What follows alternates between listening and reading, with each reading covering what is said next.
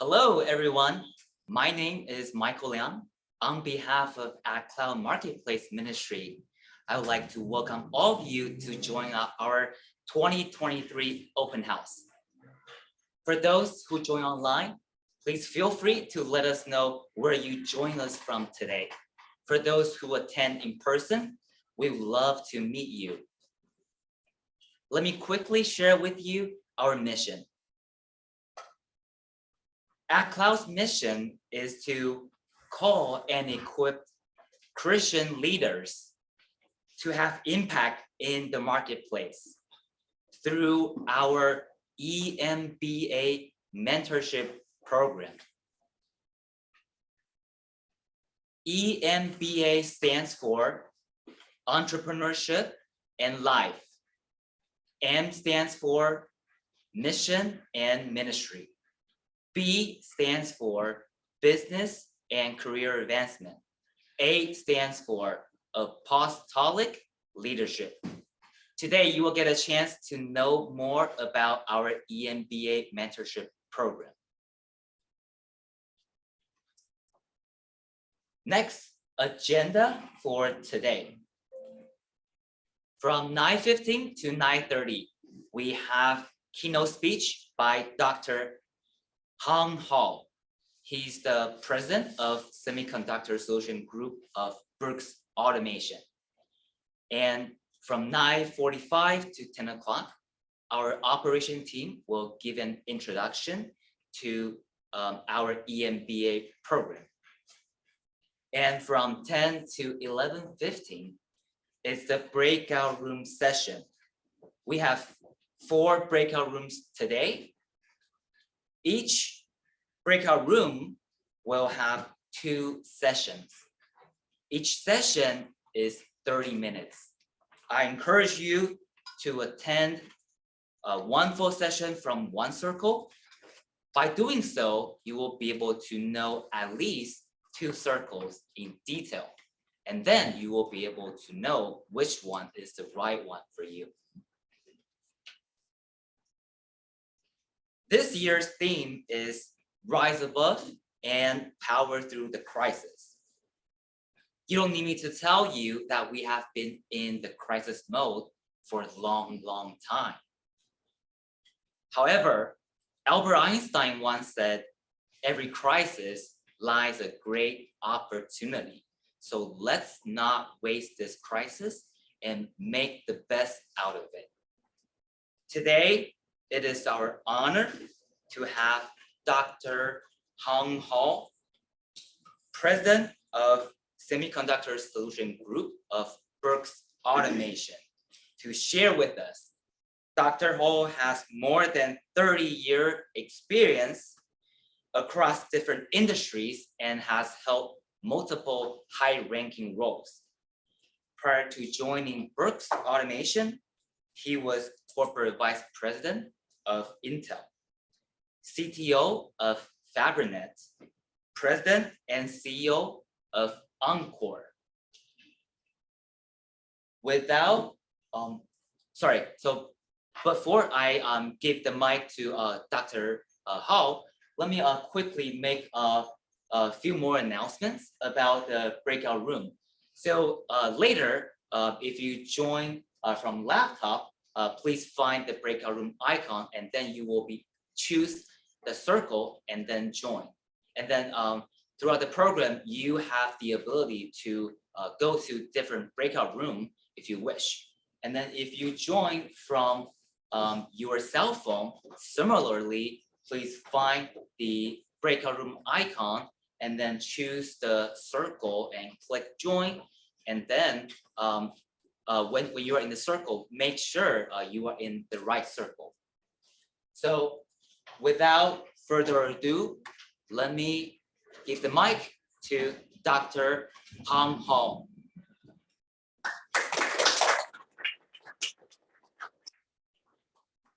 Thank you, Michael, for the introduction. Good morning, everyone, online and in person.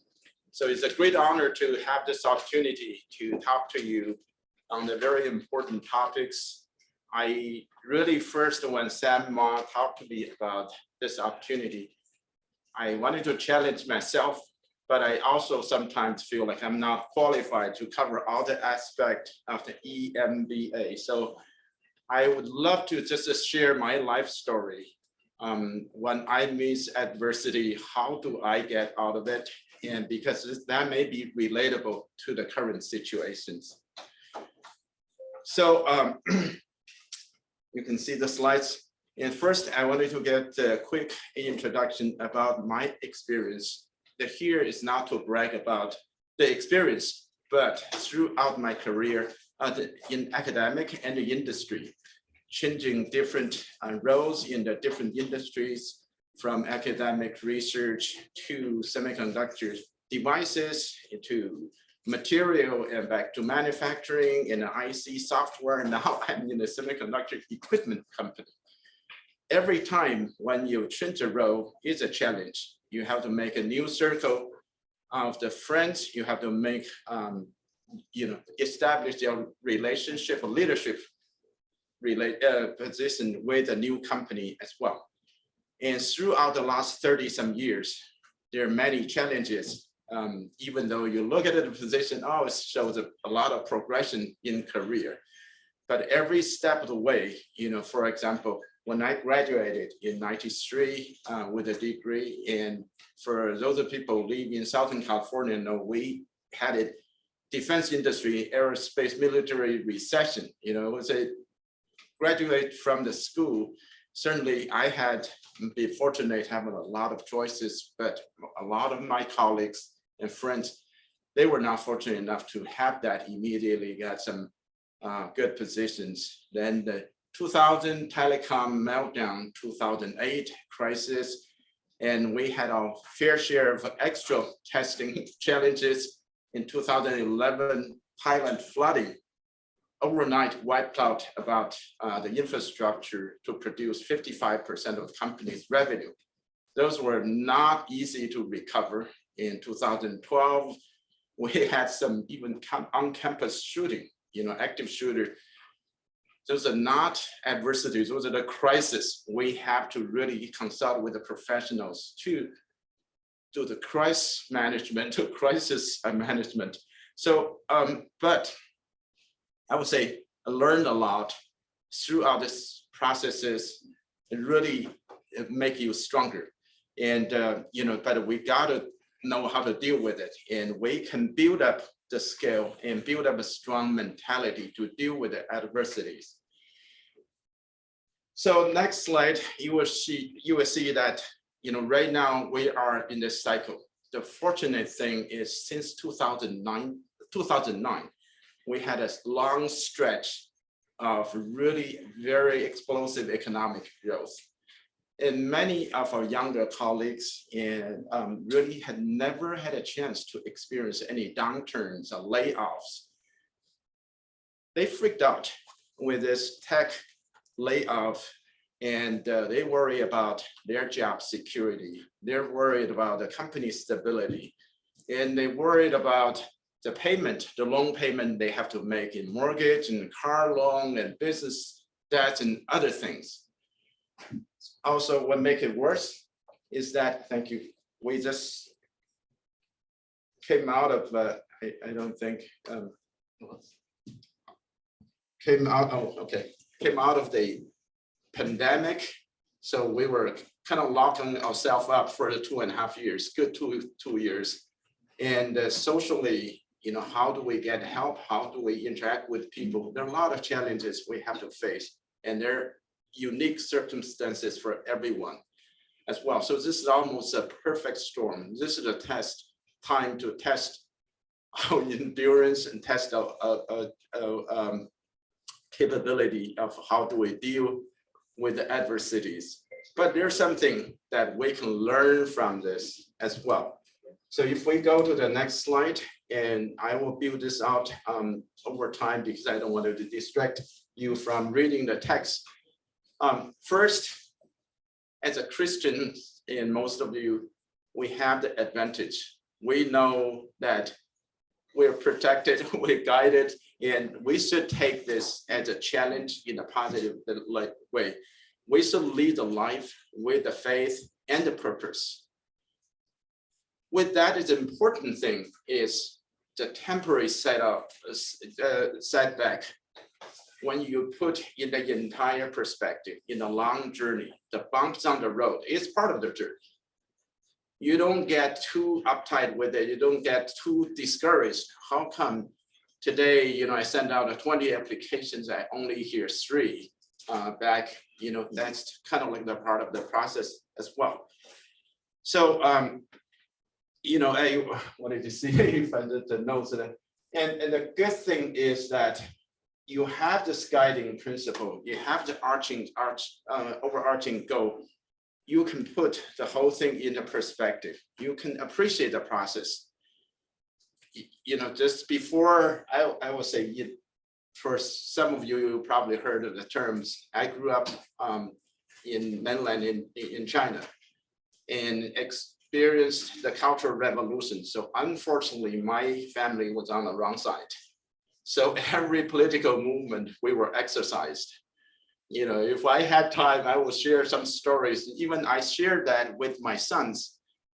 They don't believe it. They couldn't believe that would be the truth. So, but that gave me the resiliency. That really, now I survived through that. I feel like in my early childhood, I had exposure for that. That's really strengthened my pursuit, strengthened my belief, and make me stronger for the rest of my life. Another thing is more fundamental. Economics is cyclical. So we know that, and what follows the downturn, it's got to be the upturn. It can't be continue to slide down. It's impossible, right? So especially the market economy, it will be doing the self-correction. So that's a beautiful part of it. And we should be very hopeful about the future. The second point I wanted to, if you can help me to really be determined, be adaptable.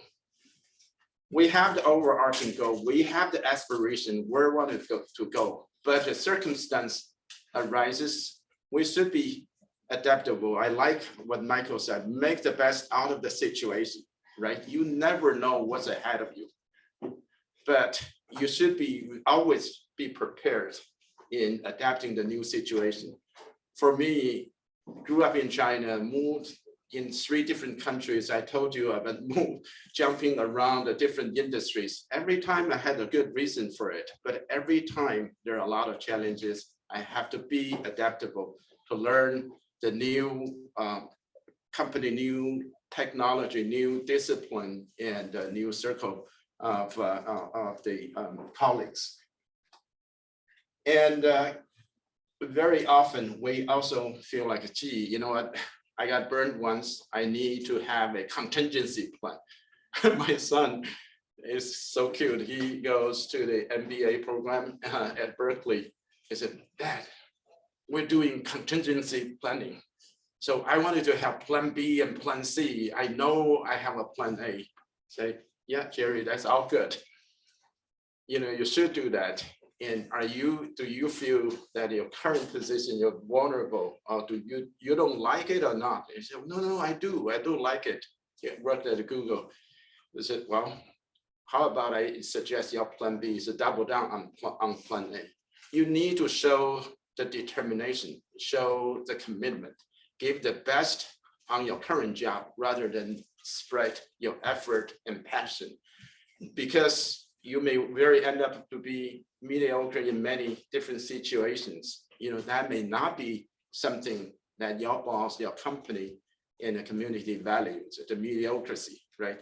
So very often we need to really carefully analyze the situation, take a path, and really determine and committed to that path until you hit a brick wall.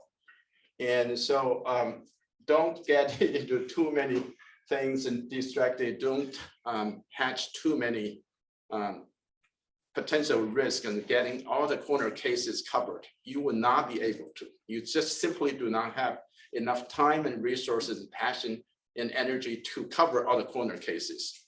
Deal with it when the challenges arises.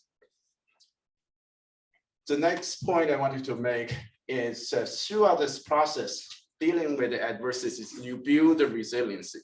You should have the learning mentality, and rather than, most of us are highly educated, but I can tell you one thing, no matter how much classes you take, you will not learn enough in school.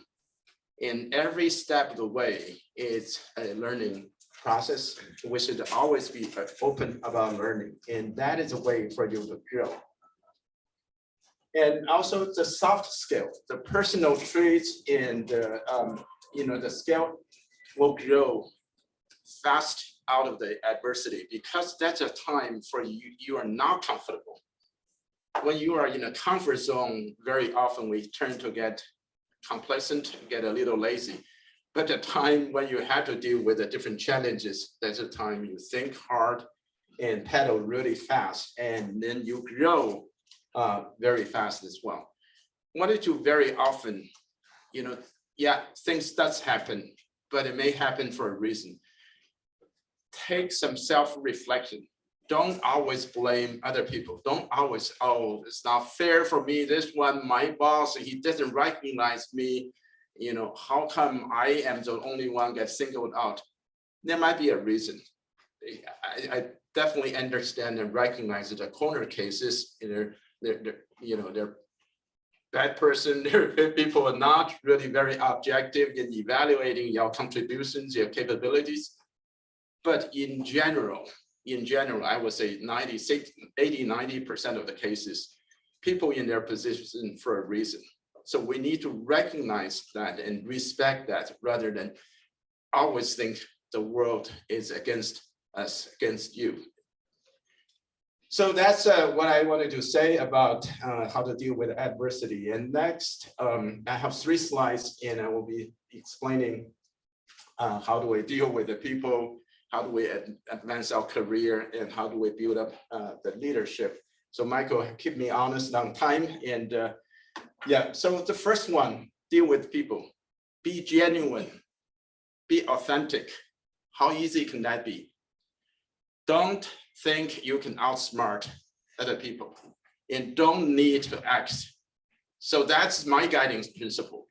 I'm pretty open and pretty transparent. The openness very often is very, very powerful way to interact with people. I would say people are very smart. They can analyze. They got burned once. They wouldn't be going the same route. So just be authentic. Be yourself. Another thing, a lot similar things. To be trusted, first, be trusting. Make the first move, remove the barrier. It will be significantly accelerate the pace of the engagement. Don't always keep an arm's length distance if you are willing to engage, if you are willing to build a relationship. And because very often, we always try to, keep something, and people can see that. That doesn't mean you just open up the first time on everything. And also you may say, hey, throughout my life and career, I got burned because I was open. He wasn't replied in a reciprocal way. Absolutely, there are cases on that. Again, that may be corner cases, it's not the mainstream. I think throughout my 30-some years life, professional life, I have been more open, and sometimes I feel being taken advantage of. Fine, no problem. I have more to offer, and you can go ahead and take advantage. But people are more often, reply in a very reciprocal way, and so the openness, as I said, is often rewarded with the reciprocal response. And so I show a chart of the engagement. This is the Briggs-Myers chart. It's very interesting. So we all have pretty high IQs, and we all have the passion, the obsession in achieving some goals we aspire to. But building personal skills, the next click, yeah. Make the conversation, make the engagement more interesting. Don't directly dive into, hey, we are doing this software, you're talking to other people, dive into the code immediately. I benefited from this a lot. When in my career in the early days, I had a coach, and he said, Hong, you're doing everything, I would say, doing everything right. But somehow, in this conversation, with this, we need some flavor, we need some hooks, we need some, engagement, you need some chance to have this conversation bi-directional and have a conversation rather than, otherwise the conversation will die somewhere. It's just, oh, this code about this bug, about this thing, develop some hooks for people to engage with you, develop some interest you can have with a broader audience, have some, strike some conversation. I don't know, I have a hard time to describe that, but develop a circle opposite direction of that blue one, socially awkward. So you can, your IQ, your engagement, your passion can come through, but you need the opportunity to express it. And that opposite side of the blue circle can help you with that. And next is be graceful to others and be fair to yourself. I wanted to say, when I prepared this, it's hard for me to explain. But I have run into many people over the years, especially with the Asian background, with the Chinese background. We seem to be getting ourselves in our little sphere and interacting with the people in the same echo chamber. Basically, oh, the work have done really great. The other people, they just take my work to talk about it. And so they very often when I look at it, their contribution, yeah, absolutely. They did great work in their area. But you put in a broader perspective, that's only a fraction of the entire situation. That's only a small slice of pie of the whole thing. So be fair and have a self-awareness on that. But in the meantime, appreciate other people's work. When you do a team, that's very much needed. No one is going to be able to get there alone. And so you need the teamwork. Give them the recognition as well, right? And another thing I often hear the people, they're very cool, very uptight about what they know. They don't want to share because they're afraid of losing. But I would turn that around. If you have the ability to generate the first 5 ideas, I will have to believe you have ability to generate the next 5 ideas. What's so bad other people working on your ideas? And that help you to really pave the way to have more interactive discussion. You will find yourself that you will be gaining more by losing it. So don't be afraid of losing. So the next one I wanted to talk about, develop your own brand over time. This is really important because that speaks very powerful. So if people, the perception is to say, Hong is so secretive, so self-isolated. Yeah, people don't want you to share their ideas with you. But on the other hand, if you treat people with openness, be confident, not be afraid of losing, and you will be replied, you will be responded in the same ways very often. So that signature behaviors is almost develop your personal leadership brand. That leadership brand, if you, in a simple way to characterize, is almost like your personal stock. Your value is increasing. You are more and more recognized because your behavior. So that's what I have to say about interacting with people. So next, let's see, how do we advance your career? So I know I saw Frank Wu, at Intel, I did mentor different groups, but very often I do recognize that we all overplay the glass ceilings in the next click, please. So it does exist. We should not deny it. But I also want you to say it can be overcome with more effort, with more resiliency, and with more persistence. We all know that Silicon Valley in the tech world, the Indian immigrants seem to have an unproportionately high leadership position. Does a glass ceiling apply to them? Absolutely, glass ceiling apply to them as well. But why would they be overperformed? So I got a chance to know a lot of the leaders with the Indian heritage. One thing I feel the stark difference between the Chinese and Indian is the resiliency. They can deal with adversity. They can deal with unfavorable comments. They can deal with the situation even more severe than that, but they will not self-doubt. They will not just say, hey, because I request a meeting, you reject it, I will never request it again. They just show the persistency. And you know what? The management like that. And they do, within the family, they're the same thing. I had my partner, we doing some investment. He would tell his kids, how can you do this? You put a shame on the family. Of course, I would never encourage, that kind of parenting behavior. But their kids said, Dad, I'm so sorry. I did it wrong as a 14-year-old kid. I will absolutely work hard and make you proud. That part, I said, Bobby, you talk to your kids like this and they don't mope, they don't get, disenchanted. So, well, that's kind of like the Indian culture, which is do that. And my mom and my dad talk to me that way. And for me to talk to my sons, I need to be carefully choosing the words and not being hurt their pride, hurt their self-esteem. But that part of the quality is very, very strong in Indian immigrants. And also, identify and develop sponsorship and advocate is very important.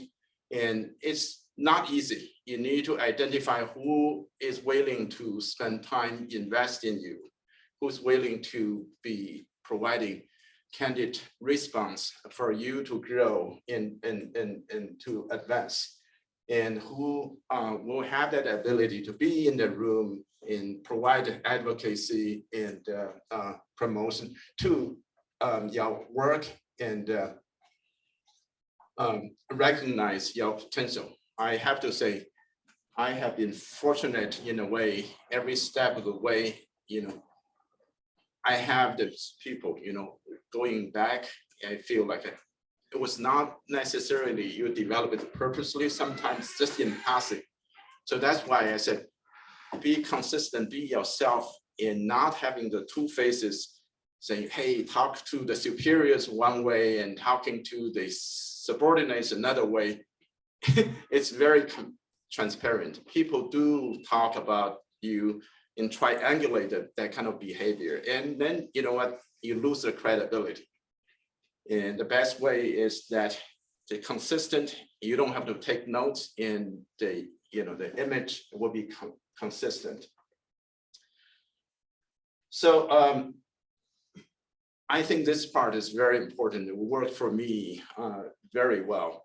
So if you are aspired, for example, to be in your manager's position or higher position, you will have the opportunity to work with them.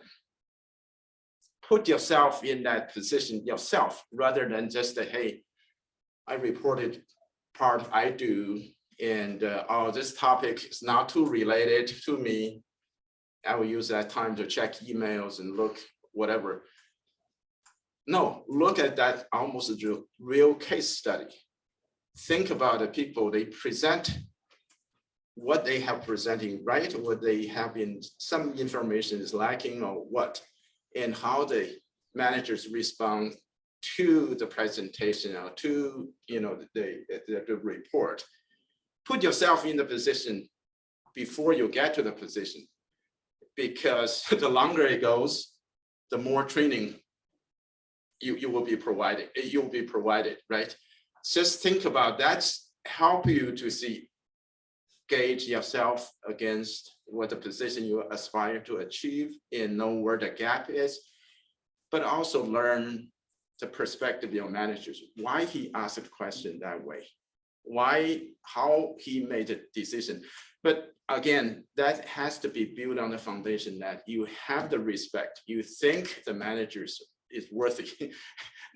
they deserve to be in that position. But very often, I think it's about half of the people I talk to saying, yeah, it's lucky, right time, right place. It may very well be, I would say half of the time I was in the right time, right place as well. That's the opportunity need to be presented to everyone and to grab it.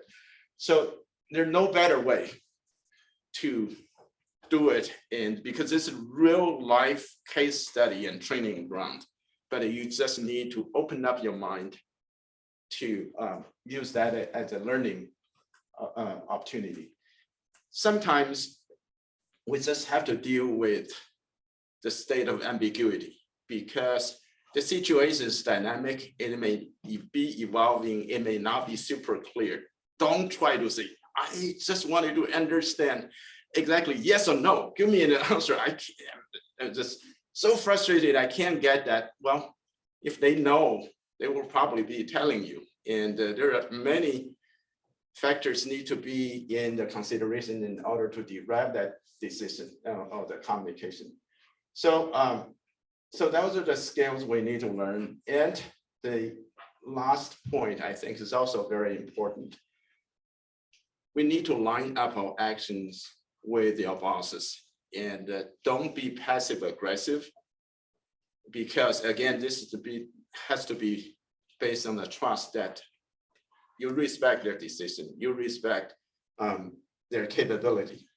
So make your boss look good, make them successful. This may be perceived the wrong way, not looking good. You don't have to be,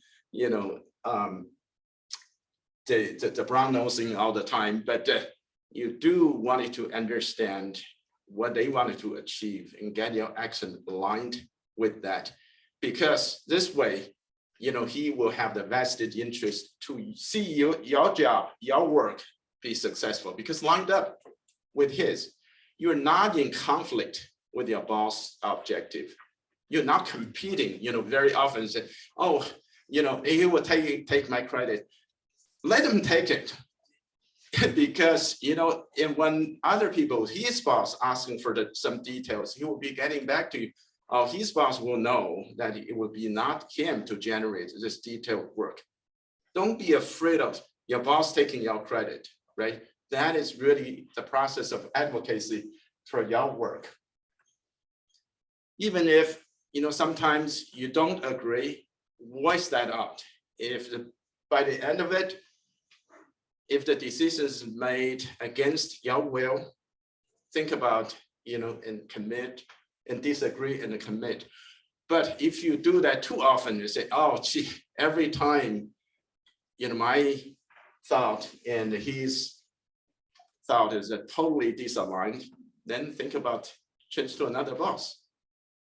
So I think some of my career move was a result of that. I will not go into the detail, but it's just, that's, if y'all go and your boss go are not aligned, the simple message, that's not a good thing. Next, and sort of how to develop your leadership skill. Wanted to talk about build success through teamwork and give credit to the team, because you can build what you can. Through the team, you can do a lot more, right? One thing is, very often we deal with, gee, my team, they're taking too much credit on this. I'm going the other end. And sometimes let them know what the contribution they have made, and probably give them too much credit for it. And especially, for example, Intel is a big organization, it's all matrixed. There are people under me, there are people, the other functions we have to work with.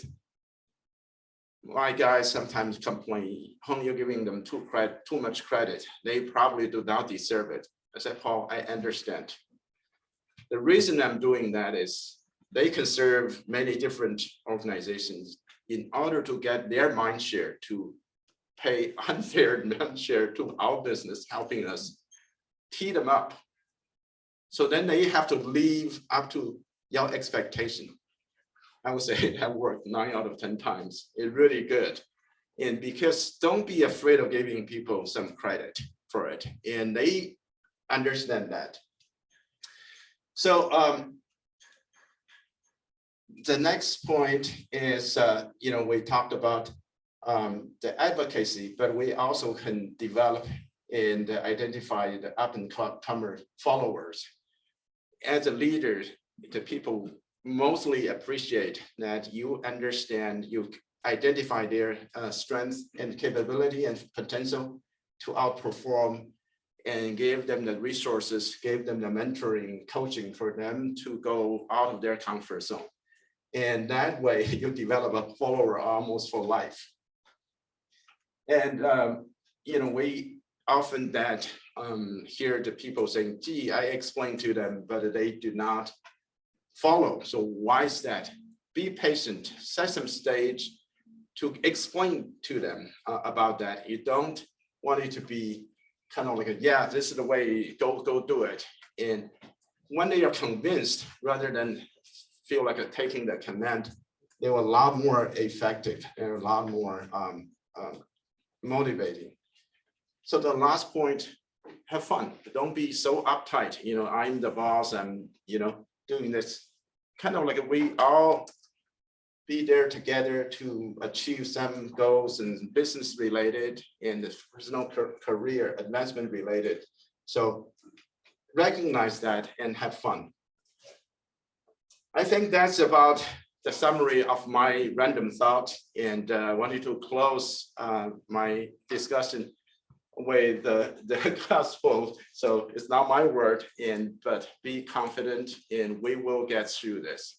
But this is a great opportunity for us to learn and to grow. Thank you.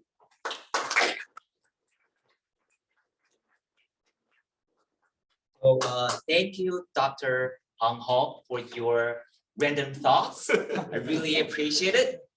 So now we will have a Q&A session for those who attend in person. I encourage you to interact with Dr. Hong Hong later. I will reserve the time for people that join online. So I have got several questions here. Number one, we certainly need resilience, especially in time of crisis. Can you give some advice how to make oneself more resilient? So that's a good question. I don't have a secret recipe. It does come for different people, but be thinking about, don't give up. Don't think you are singled out. Have that faith, you will get through this. But don't say, "Hey, if I believe that, I don't have to do anything." Well, you still need to do a lot of work to really be adaptable, learn the situation, analyze what can you make the best out of it, and then mobilize all your connections and resources around you, and to get the help temporarily. And when you get through this issue, and provide the help for the people who needs as well. So I think this mission we are providing hopefully will help the people in the middle of it and shine some light. Okay, thank you. So my next question here is, I'm an introvert.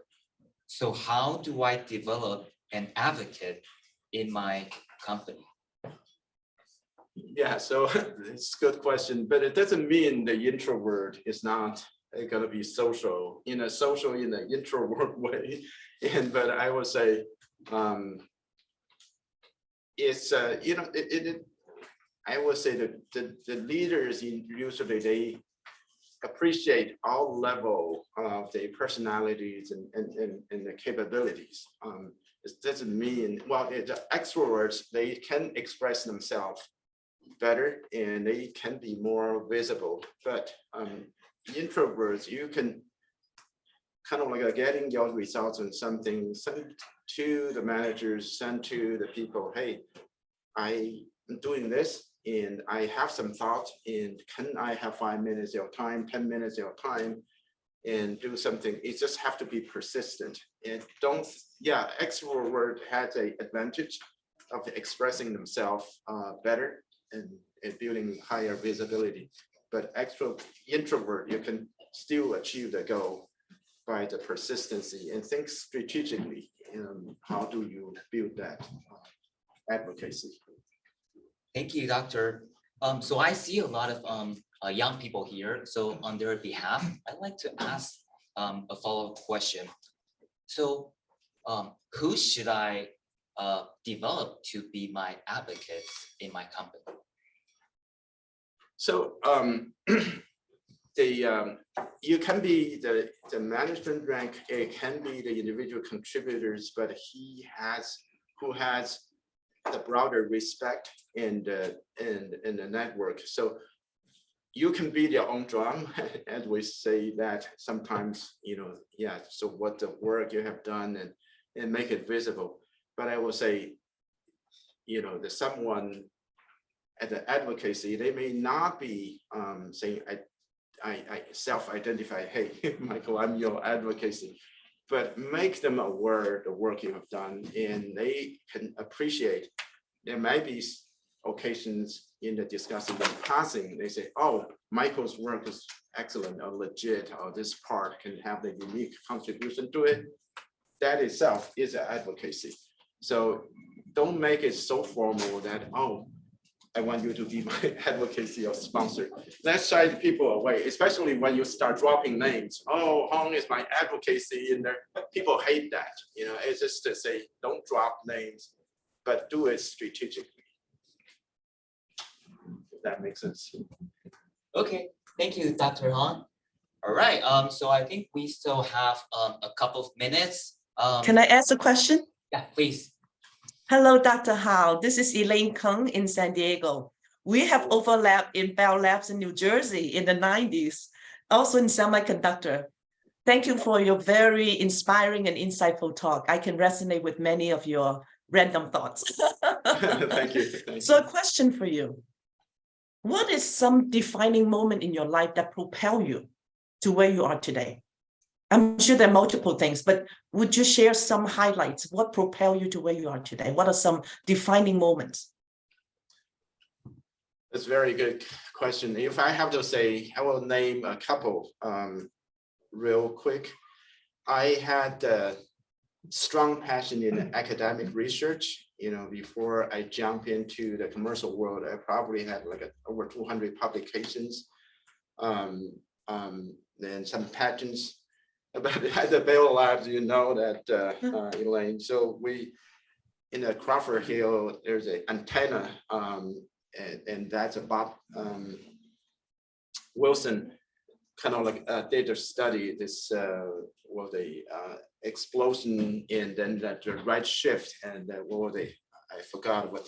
But anyway, by that work, he got a Nobel Prize, and I was saying, gee, I'm far away from that. I better to pivot my life and think about doing something different. So that is the moment I started saying, gee, I probably don't want to go to university and do some applied research. And so that's led me to Sandia National Labs. I was doing some collaboration with the industry. The second moment is probably from the Sandia Labs. I was doing some advanced material science research and invented something we can make high efficiency, conversion efficiency solar cells for space power applications. And then that got published and generated a lot of inbound interest from Lockheed Martin, Space System Loral in Palo Alto, Boeing, and for license. I was fearless, I was ignorant. I said, gee, if there's so much interest from these companies, why don't I jump out and do my own? So, and I did. And, but that's also a turning point that, I was in the academics and organizing conferences and being chair here and there. And all of a sudden, when I make that determination, I just feel like, it's excited. I will pursue. I have to just forget about all of this engagement. And it turns out to be not too bad. Yeah. Thank you. Thank you. All right, let's give another big hand to Dr. Hong Hong. If in person, I encourage you to have interaction with Dr. Hong Hong after the breakout room session. Next, let's welcome Guo Wei, CEO of AXTI Marketplace Ministry, to give an overview of our EMBA mentorship program. Welcome, Guo Wei.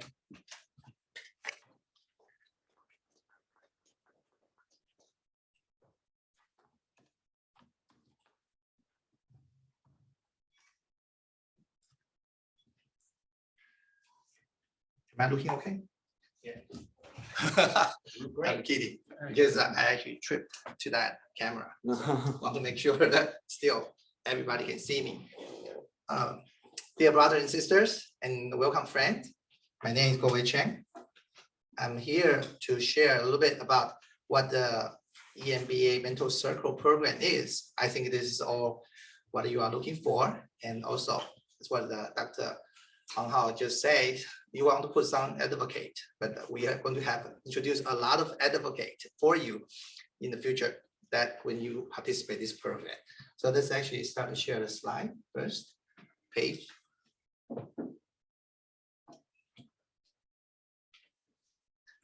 Before we are loading the slide, I just want to let everybody know we have a breakout session in different locations. So there are instructions posted on the wall, on the door, on the back.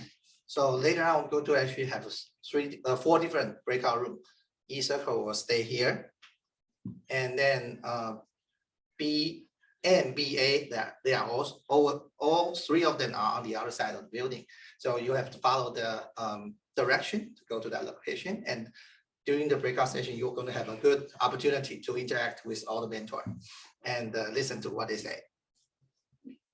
All right. So now, first one, I want to actually briefly introduce to you what this EMBA Mentor Circle program is. All right. So first of all, what is EMBA Mentor Circle? I think this diagram actually try to explain the things. There's a lot of mentorship programs, cool. But what will make us a little bit different from the other is basically, this is first, it's a group mentorship. Basically, we have mentorship program, and then you have teammates work together with you. So mentor will actually lead all those mentee, and then they have formed a group. And then in this mentorship program, we focus on the marketplace. So marketplace is our focus. So all the people we encourage to participate is the people who has a job, or who had a job, or who are looking for a job, or they want to explore the marketplace, because all our mentors are marketplace veterans. They are very powerful in the area, and they know a lot. Most of them are hard to reach when people try to reach them, but they want to donate their time to help other people upcoming to the marketplace. So we really have to say a lot of thanks to our mentor for their willingness and their love in Christ. And we have 4 different areas. One is entrepreneurship and life, and another one is business and career advancement. Those two are basically tell you how to become an employer or how to become a good employee. So that's the area covered. Where if you are staying in corporation, those areas will be explored. And then we also have a mission and the ministry as well as a postdoc leadership, which is a generic skill that you need to equip yourself in order to find out in the future where your direction is and how you're going to proceed. Also how to lead the people that follow you to go with you. So this key stone for this particular mentorship is Christianity, because all the other one does not actually particularly emphasize in Christianity, but we believe Christian has a place and can make an impact in marketplace. And our mentor are living examples for this statement. So that's why we invite them to be here, and then we invite all the Christians join us in order to find out how Christians thrive in the marketplace. And you will learn that you no longer have to be a double-faced people, that you think you are in the church, you have one face, and you go to company, you have to use it the other way. No, they are consistent throughout the whole process. So next page, please. So when I talk about that, we know we have a lot of mentor. I think it's very difficult for you to read through their experience. So, but I can just tell you, there are a lot of CEO, there's a lot of the investor, venture angel investor, and there are a lot of high-level management, and also church leadership. So what I say it's hard to reach them is because they are really busy. They have a lot of things in their hand because they are managing a lot of resources and a lot of people, but they want to spare their time to help us. So in these 4 different circles, we have the mentor distributed all over the place, and they are ready to help you, and they are ready to guide you, go through the way that God has predestined for you. So I think it's a really rare opportunity for all of us. Next page, please. And now, what I want to say is what to expect if you register. I think everybody wants to actually know what's going to happen, right? So the mentor circle, our term is actually 6 months to 6 to 7 months period. So starting from May and we end on November, end in November, and you will be graduating in December. And during this period of time, I think we have 3 major categories of activity. First one is monthly, the circle meeting. Every circle basically consists of mentor and mentee, and usually we limit it to 1 mentor to 8 mentee, kind of a ratio. And during this monthly meeting, mentor will host this meeting, so they will decide what to do in there. Then in between, this we also have this kind of extracurricular activity that basically happening. This kind of things throughout the years, I think it is lead by the mentee. So this is an opportunity for mentee to develop their leadership and actually take an initiative to help their circle and themselves to grow. And also some of them actually doing the study sharing to actually figure out what we do during the class. So that's things we want to do. And I think that's very good. I will receive very good response from mentor because they love to see mentee work out and then stand up. And the third one is actually the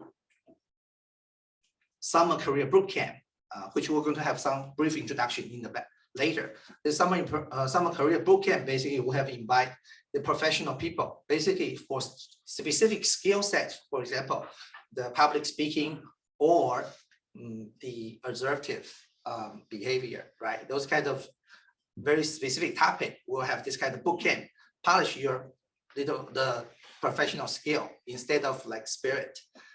So sometimes you eat the big meal, but these are kind of side dishes you want to take it too.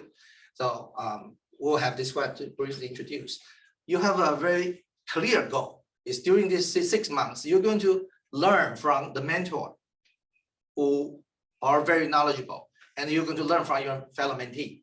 But most importantly, we want you to establish the mentorship mentoring relationship with the mentor, preferably one-on-one, because we hope that you can ask specific question to your mentor, and that they can actually focus on your specific question to give you answer or give you guidance. In a group mentorship setting, it's a little bit difficult to give this kind of opportunity.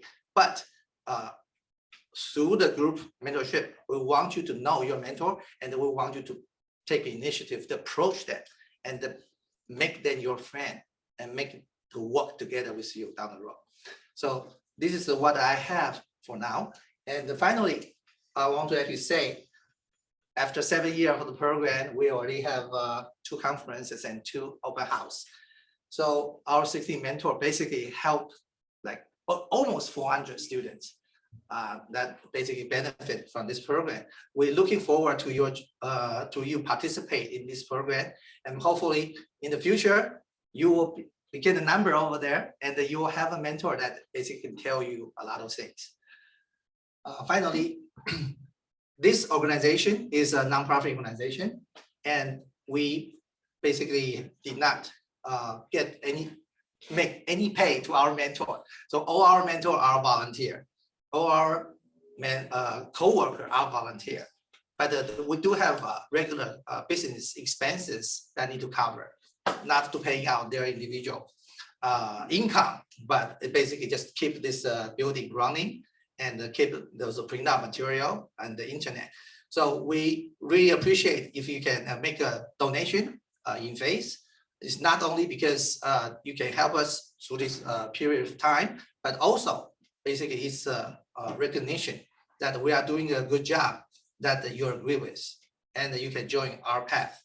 We welcome you to be a co-worker too. This is a place for everybody. Thank you very much.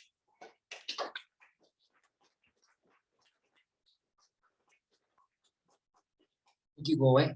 Okay, so I think now we're ready to go to breakout rooms. Oh, no, sorry. We have 2 more. 2 more, okay. Stephanie?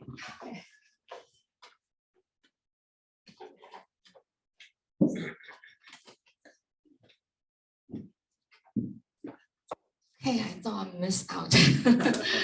Hi, everyone. I'm so happy that finally see you guys. It's our first in person after COVID open house. And I think it's, the last one is like 3 years ago. I see that most of people here. So, hey, nice to see you guys here again. So, just in case you guys don't know me, my name is Stephanie Tan, and I'm the marketing director in Emcore and also the seminar leader. And I'm not sure if you guys remember last year that we have a seminar. It's so-called Summer Career Bootcamp with the 5 successful seminar. And we received many good praise and good reputation. So good news is we're gonna do it again this year. All right, so next slide, please. Okay, yes, stay here. Okay, so I just want to tell you that last month we announced 2 very good seminars. The first one is from our A Circle mentee, Han Xin. You want to raise your hand? He's our A Circle mentee that he shared with us his spiritual journey to Asbury University. And I just want to tell you, Han Xin, after I listened to your presentation, I feel like I'm more connected to God, and I just want to draw closer to Him. Thanks to Han Xin. All right, and then the second seminar is from the A Circle mentee, Jerry Liu. Want to raise your hand? Hi, Jerry. And then the B Circle mentor, Howard Chen. Howard Chen, right? So they both shared their deep knowledge on the market trend and also the global finance. And guess what? I think that during that seminar, we reached our maximum Zoom capacity, and many people was not able to attend. Fortunately, we record all the seminar and then post on the YouTube. So if you guys want to see this video, just reach out to me. All right. So next slide. This is what you guys are waiting for. We're going to do it again, 2023 Summer Career Bootcamp. And then we're going to announce a 6th seminar. And I think we're going to starting from the June 30. Friday, and this is going to be for 3 months. And you can see the classes, the first one going to be public speaking and the PowerPoint presentation. And then the second one is the latest industry mega trend. It's going to be the panel discussion. And then we're going to have assertive communication skill, ChatGPT 101, and then enhanced soft skill. And then the last one is smart financial planning. You can remember all the classes just using the acronym PLACES, the first letter from this classes, okay, PLACES. All right, so very easy to remember. And then we're going to bring up the many excellent speaker, including famous CEO from the big high-tech company like Ho Hong. All right, so don't miss out, okay? Don't miss out this great seminar. And I also want to tell you the good news, okay? This seminar is free for EMBA student.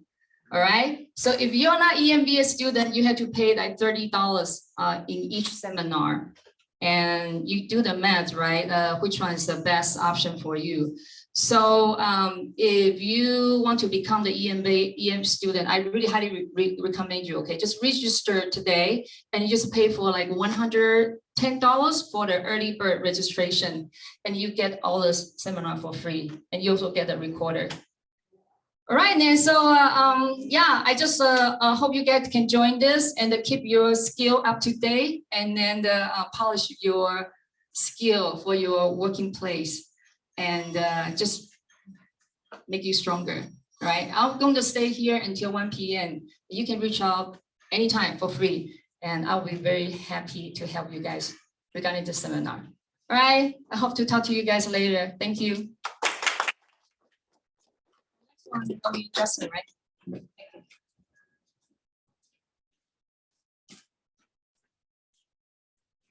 Okay, so good morning, folks in the audience here and online. This is Justin Chen.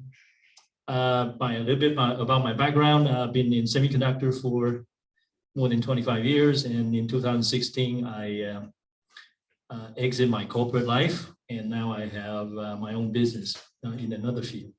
How I came about and connected with the marketplace ministry. It was in 2018 that I was introduced first as a mentee for 2 years, and then continuing on as a mentee, but then I became co-worker. So I do see value here, and I'm of a firm belief that once you have something, we should give. Right? We should give out, share with other people of the good bounty that we have, right? Being a Christian, a fellow Christian, I think that is one thing that we can practice on a daily basis. So a little bit about the registration. I'll go through that for the EMBA program.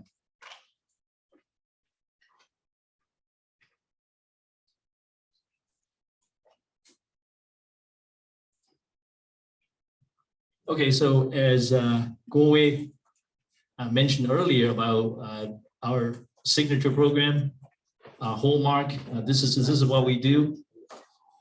It's not it's been running for 7 years, right?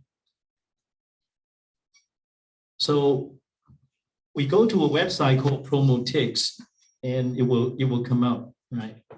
Okay, so here it is. Okay, so right now we're still in the early bird period. The early bird period will end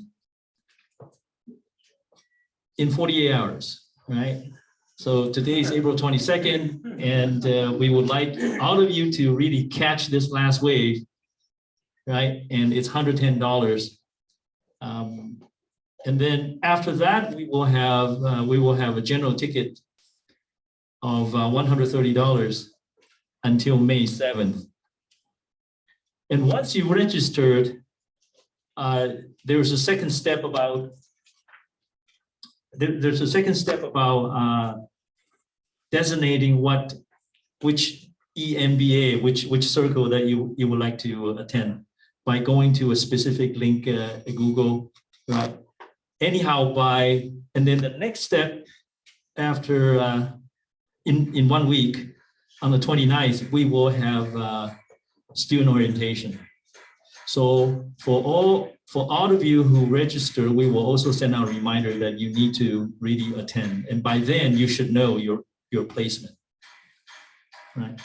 And once you have the placement, then within that particular circle, a lot of the details will be shared between mentor and mentee, and jointly or mutually decide the class time and then so on and so forth, right? And then also the class rep will be elected or designated, whichever way that works, and so on. And then we would most likely, each circle will start their first class in May, right? So the registration has also, so again, this is the QR code. So if you want to take your take a photo of it, right?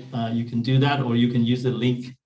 And then here is what I talked about the placement of EMBA. So the ticket itself allow you to register for one circle. So if you think that you would like to do more, you can register for multiple circles, right? But just do it. Let us know, how you want to be placed. Okay, I think that's pretty much it. Short and quick, and I'll give it back to Michael. Thank you.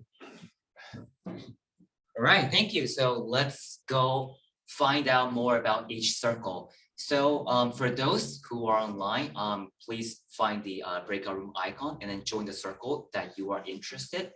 For those who are here with us today, if you are interested in B circle, please follow Justin to the classroom. If you are interested in A circle, please follow Stephanie to the classroom. If you're interested in E circle, you stay here.